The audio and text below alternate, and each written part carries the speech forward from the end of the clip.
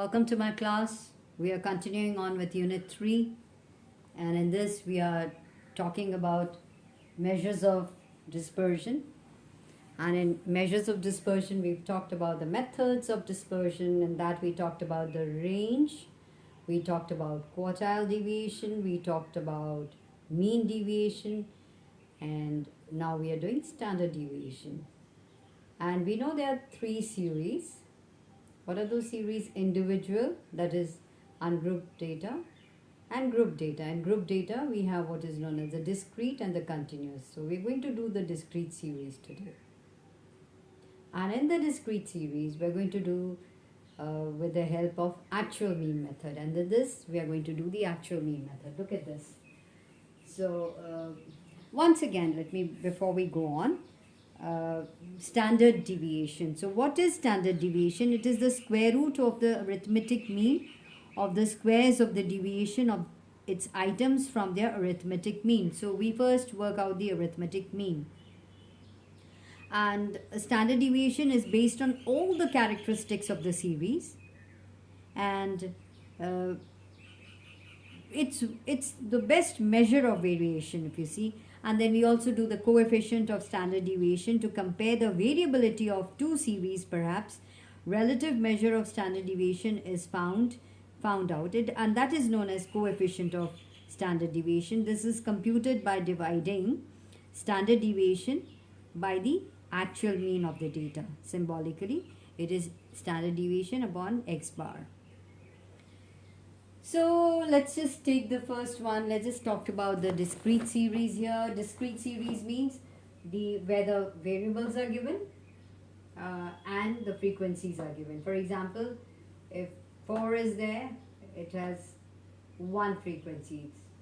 Suppose 4 marks only to one student. Suppose f is the number of students. 6 marks to 2 students. 8 marks, 3 students have got. 10 marks, 5 students have got. 12 marks, 3 students have got. 14 marks, 2 students.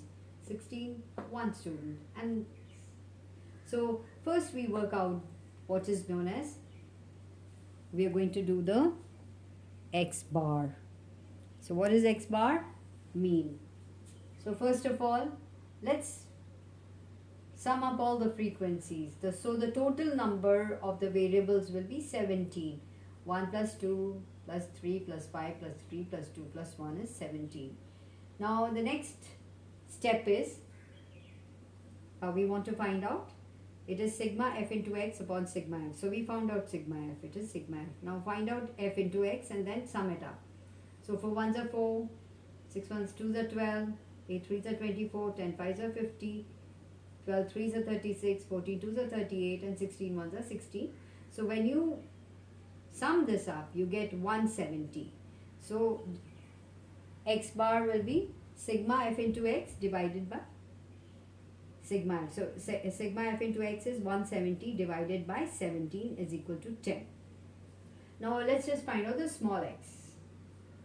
So x minus x bar will give you the small x, or what is the deviation now?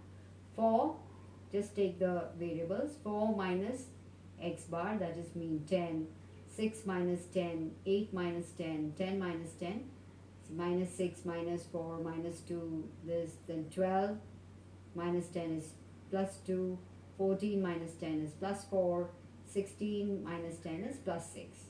So leave that. Now it's important to find out, see, we've got to get x squared. So square them up.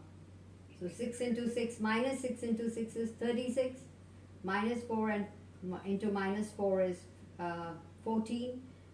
Minus 2 into minus 2 is 4. Then 0. 2 2s are 4. 4 4s are 16. 6 6s are 36. Again, leave it. Now what we have to do is f into x. See, this is the formula. Just remember the formula. Under root sigma f into x square upon sigma f. That is the standard deviation. So f into x. Let's take frequency and x square. So 36 1s are 36. 16 into 2, 16 2s are 32. 4 into 3 is 12. 0 is 0. 4 3s are 12. 16 2s are 32.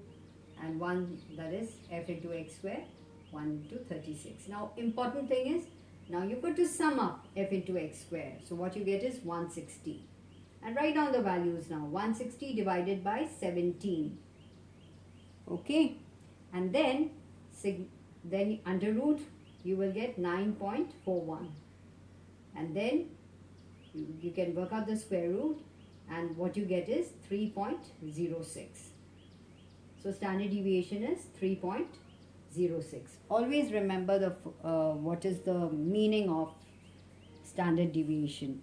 So once again, it is a square root. This is the square root.